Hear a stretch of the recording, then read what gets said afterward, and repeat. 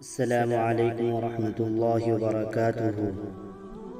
نحمده ونصلي على رسوله الكريم.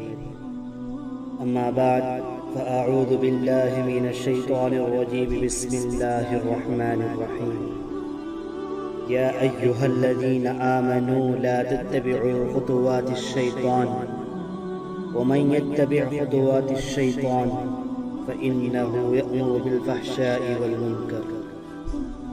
معزز سامعین اکرام، میں نے آپ حضرات کے سامنے قرآن مقدس کی ایک آیت پڑھی ہے جس میں رب کائنات نے ارشاد فرمایا کہ اے ایمان والو، شیطان کے نقش قدم پر مت چلو، اور جو شخص شیطان کے نقش قدم پر چلے گا شیطان اس کو بے حیائی اور برائی کا حکم دے گا۔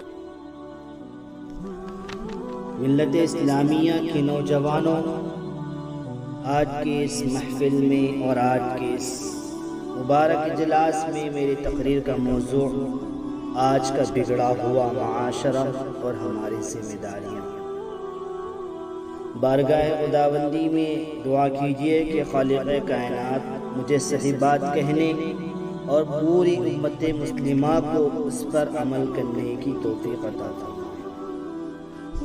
نوجوان دوستوں، آج کے اس نازک دور میں ہمارا معاشرہ اور سماج کن کن خرابیوں سے دوچار ہے، اس کے اسباب و وجوہات کیا ہیں، ان سے مقابلہ اور دفاع کی کیا تدابیر ہیں، ان کو اس مختصر سے وقت میں بیان کرنا اور ان پر تفصیلی روشنی ڈالنا دشوار ہی نہیں بلکہ ناممکن سا معلوم ہوتا ہے، لیکن سر دست دور حاضر کے بعد شریف فتنوں کا اجمالاً اور بعد کا تفصیلاً ذکر کر دینا مناسب سمجھتا ہوں۔ دوستو، وہ اسباب کے جنہوں نے معاشرے کی بنیاد ہلا کر رکھ دیا اور امت مسلمہ کے دامن عفت کو تار تار کر دیا، ان میں سے سفلی عمل کرنا اور کرانا، غیر مشروع طور پر گنڈے تعویذ کرنا، غیر شرعی کاموں کے لیے منت ماننا، ماں باپ کی نافرمانی کرنا، مردوں کا ٹخن و سینی چھپائے جمع پہننا،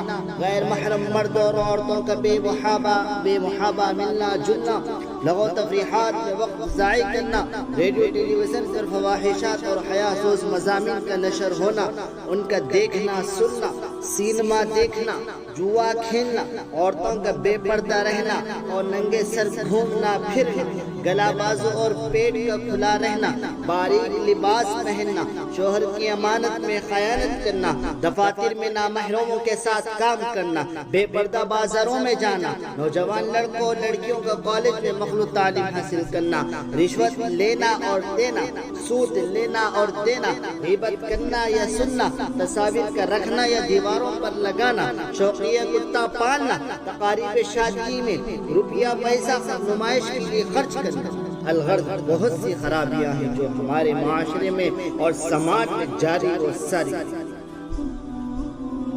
محترم حضرات، یہ بھیانک بیماریاں ہیں جن کا تذکرہ اجمالی طور پر میں نے آپ کے سامنے رکھا۔ دل میں نہ جاتے ہوئے باشدید فتنوں کی وضاحت کر دینا مناسب سمجھتا ہوں۔ اولاً اس فتنے کا تذکرہ کیا جائے جس نے شرم و حیا کا جنازہ نکال کر مکاری و عیاری کو عام کر دیا ہے، جسے لوگ آج سینما سے یاد کرتے ہیں۔ حضرات، ایک دور تھا گانا بجانا، ناچنا اور منہ کھول کر غیروں کے سامنے بیٹھنا معیوب شمار ہوتا تھا۔ اونچے اور بڑے درجے کے لوگ درکنار کم درجے کے لوگ اس کو بے حیائی اور برا فعل یقین کرتے تھے۔ کیا کسی کی شرم و غیرت اس بات کی اجازت دے سکتی تھی کہ اس کی بہو بیٹی غیروں کے سامنے ناچے اور گائے؟ کیا یہ ممکن تھا کہ ناچ گانوں کی محفل میں اپنی عورتوں کو غیر مردوں کے سامنے بے پردہ بٹھا دیا جائے؟ ہرگز نہیں۔ لیکن افسوس آج ہر شہر میں ایک نہیں کئی سینما ہال موجود ہیں جہاں مردوں اور عورتوں کے غول نظر آتے ہیں۔ شریف ذاتیاں خود ایکٹروں کے فرائض انجام دیتی ہے، گندے اور فحش قصوں کی اداکاری میں اجنبی مردوں کے سامنے نہایت بے باکی سے حصہ لیتی ہے۔ شرم و حیا ان پر روتی ہے مگر ان کے سامنے مردوں اور عورتوں کی گرواں پیٹی ہوتی ہے۔ اور قہقہے لگا کر ان کو خوب داد دیتے ہیں اور خود ہی اپنی تہذیب کا مذاق اڑاتے ہیں۔ ہے افسوس ہماری عقل کہاں چلی، مالدار اور غریب سبھی اس بیماری میں مبتلا ہے۔ سینما دیکھنا ضروریات زندگی میں داخل ہو گیا ہے۔ کیا یہی انسانیت ہے کہ اپنی بہو بیٹیوں کے ساتھ تماشا دیکھا جائے؟ آقا دو جہاں صلی اللہ علیہ وسلم نے ارشاد فرمایا کہ میں گانے بجانے کو مٹانے کے واسطے بھیجا گیا ہوں، مگر ہم ہیں کہ آپ کی امتی ہیں اور بڑے شور و زور سے مسلمان ہونے کا دعویٰ کرتے ہیں اور خود ہی فلمیں بناتے ہیں اور دیکھتے ہیں۔ سینکڑوں اور ہزاروں گھروں کی جب چھتوں پر نظر پڑتی ہے تو چاروں طرف لعنت کے اینٹینا نظر دکھائی دیتے ہیں، جن سے ٹیلی ویژن پر پروگرام اور فلمیں آتی ہیں، اور یوں کہا جاتا ہے کہ ٹی وی دیکھنے سے معلومات میں اضافہ ہوتا ہے، ٹی وی دیکھنے سے سائنس کی باتیں معلوم ہوتی ہے، ٹی وی دیکھنے سے جدید تحقیقات کا پتہ چلتا ہے، ٹی وی دیکھنے سے کارخانوں کا پیداوار اور اس کا پتہ چلتا ہے، ٹی وی دیکھنے سے ہڑتالوں کے اسباب معلوم ہوتے ہیں، ٹی وی دیکھنے سے انسانی زندگی میں ترقی کے راہیں کھلتی ہے، ٹی وی دیکھنے انسان ترقی کرتا ہے، ٹی وی دیکھنے سے بچے ہوشیار ہوتے ہیں۔ ہے افسوس ایک حرام اور ناجائز چیز کو اس کے فوائد بیان کر کے جائز سمجھا جاتا ہے۔ اسلام کے پاسبانوں جن فوائد کو شمار کیا گیا ہے، دوسری چیزوں سے بھی ان کو حاصل کیا جاتا ہے۔ اخبار و رسائل اور ریڈیو کے ذریعے بھی یہ سب باتیں معلوم ہو سکتی ہیں، اور آج کی ترقی یافتہ دور میں اینڈرائڈ موبائل جس سے ذریعے اس سے بھی معلوم کر سکتے ہیں۔ یاد رکھیے ٹیلی ویژن وہ خطرناک شے ہے جس کے ذریعے عورتوں، مردوں، بچوں اور بڑوں کے اخلاق خراب ہوتے ہیں، بے حیائی کیسی غالب ہوتی ہے، معاشرہ کس قدر تباہ ہوتا ہے، خاندان کے تمام افراد، ماں باپ اور سب اولاد بے حیائی کا معائنہ کرتے ہیں، حیا و شرم ان سے جاتی رہتی ہے، ایک دوسرے کے مارنے اور قتل کرنے کے واقعات بھی پیش آتے ہیں، اس میں فحاشی اور عریانیت اور شہوت انگیز مناظر کثرت ہے۔ ماں باپ، بہو بہن، بیٹیاں سبھی ہوتے ہیں اور سبھی بہت شوق سے دیکھتے ہیں۔ کیا آپ کا ضمیر اس بات کو گوارا کر سکتا ہے کہ ماں باپ، بیٹا بیٹی، ساس اور داماد ایک جگہ مل کر بیٹھے ہوں اور سامنے بوس و کنار، چوما چاٹی، لپٹا چھپٹی ہو رہی ہو؟ یقیناً باعزت انسان کو اس کو کبھی گوارا نہیں کر سکتا۔ محترم حضرات، ہفتہ روزہ ختم نبوت پاکستان نے اپنے شمارہ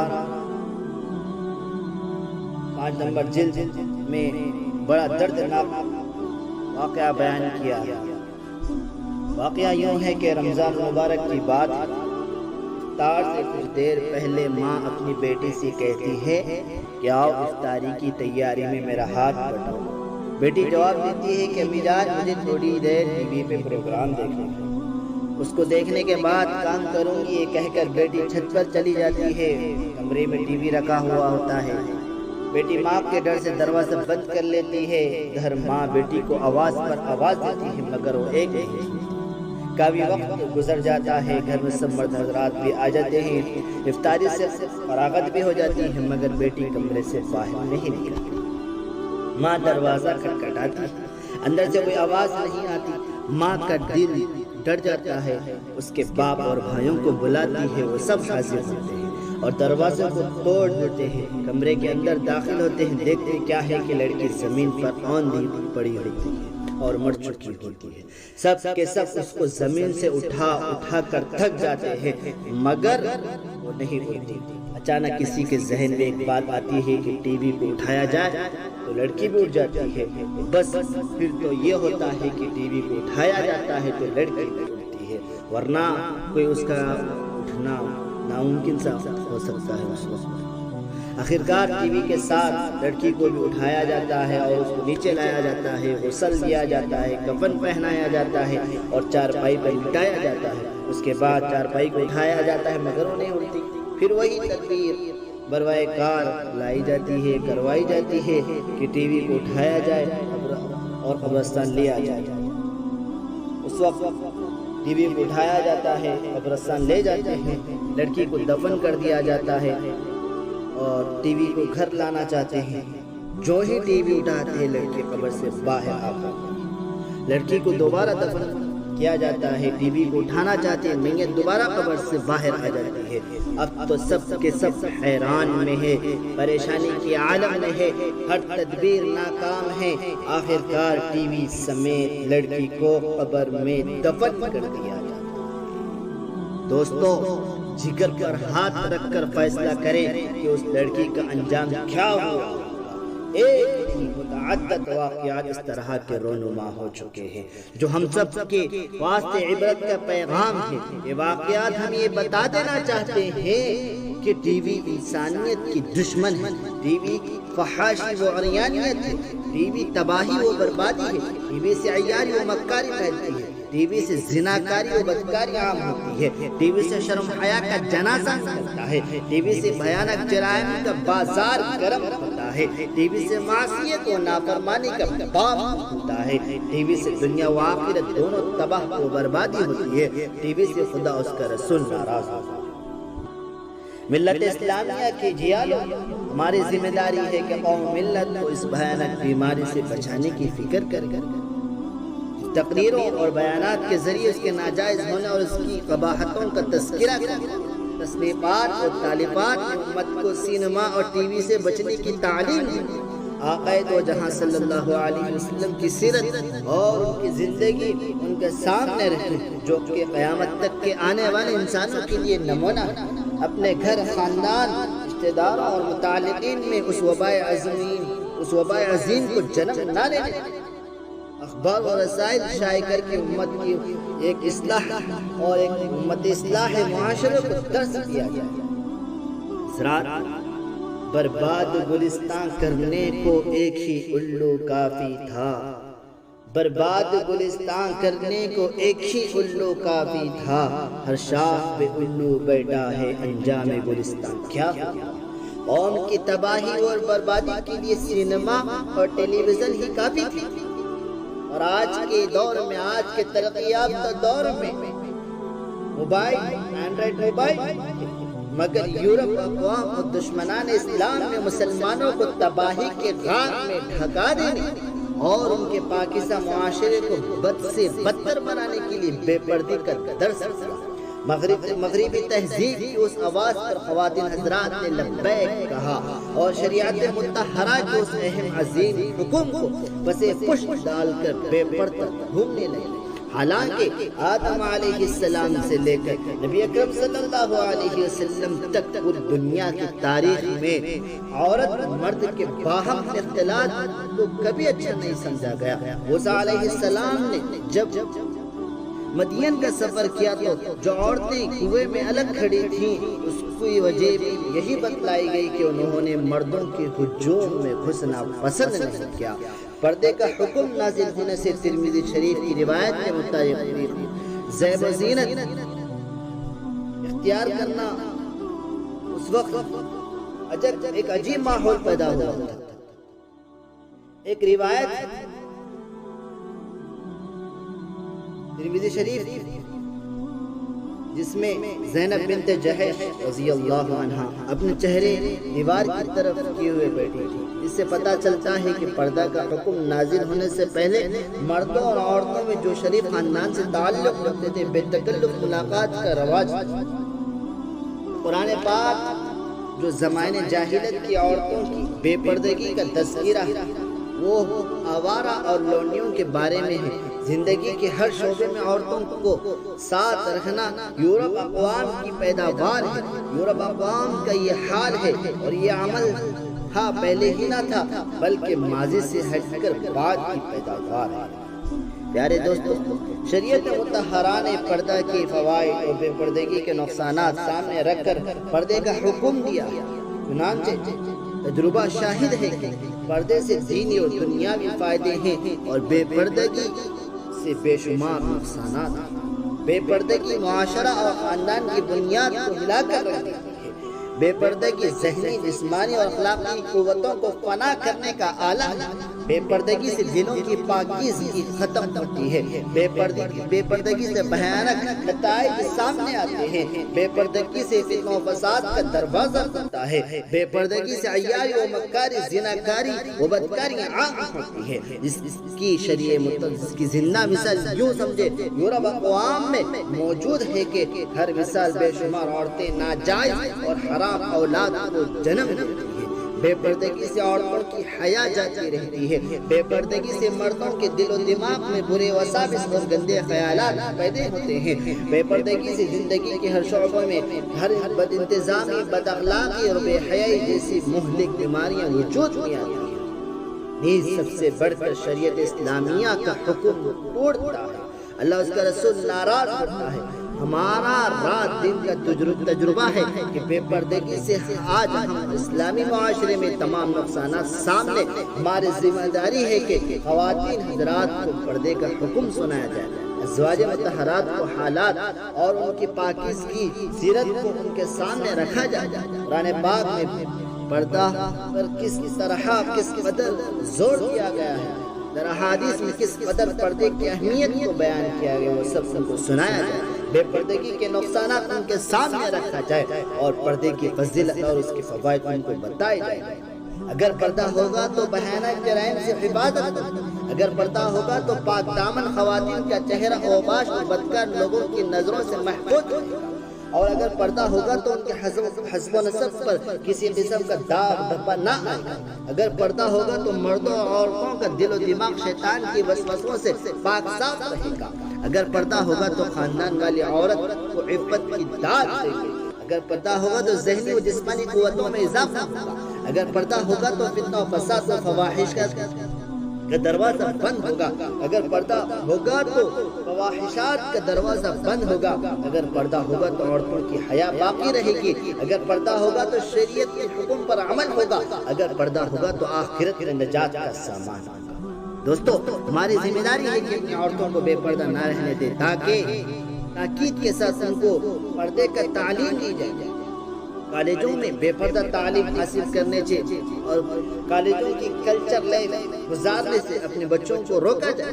آقا مدنی صلی اللہ علیہ وسلم کی گھروں کے احوال ان کے سامنے رکھا جائے، ڈنکے کی چوٹ جلسوں اور دینی محفلوں میں اس پر زور دیا جائے، نیک اور پابرد خواتین کی زندگی ان کے سامنے رکھی جائے۔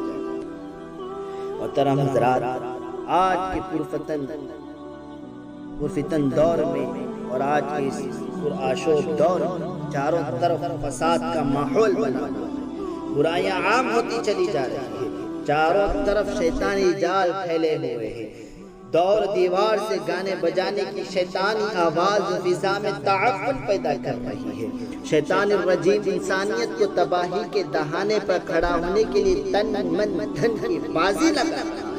سینما ہال فواحشہ سے مزین ہے، عورتیں بن سور کر بے پردہ کھلے عام سڑکوں پر گھوم رہی ہیں، بد نظری عام ہے، زناکاری، بدکاری اور لواطات جیسے بھیانک جرائم کی طرف میلان ہے۔ دکانوں، مکانوں، صحرا و بیابانوں میں احکامات شریعت کا جنازہ نکل رہا ہے۔ باطل و گمراہ فرقے مسلمانوں کے عقائد پر ڈاکہ زنی کی کوشش کر رہے ہیں۔ الغرض بے حیائی اور برائیوں کا بازار گرم ہے۔ فضائے کائنات اپنی تمام تر عریانیوں کے باوجود ماتم کا دہ بند جا رہی ہے۔ دوستو، آؤ ہم سب مل کر اس بات کا عہد کریں کہ تادم و حیات اسلام کی پاسبانی کریں گے اور ایک ایسے صالح معاشرے کی تعمیر کریں گے جو انسانیت کو ظلم و تاریکی کی گھٹاٹو اندھیروں سے نکال کر اپنی خالق و مالک سے رشتے عبدیت قائم کرنے میں معین و مددگار ثابت ہو۔ خدا تعالیٰ سے دعا ہے کہ ہمارے معاشرے میں جو خرابیاں پیدا ہو گئی ہیں اور پیدا ہو رہی ہیں ان کو دور فرمائے اور ہم سب کو اسلامی معاشرہ نصیب فرمائے اور ہمیں اپنی ذمہ داریوں کا احساس کرنے کی توفیق عطا فرمائے۔ آمین۔ وآخر دعوانا ان الحمد للہ رب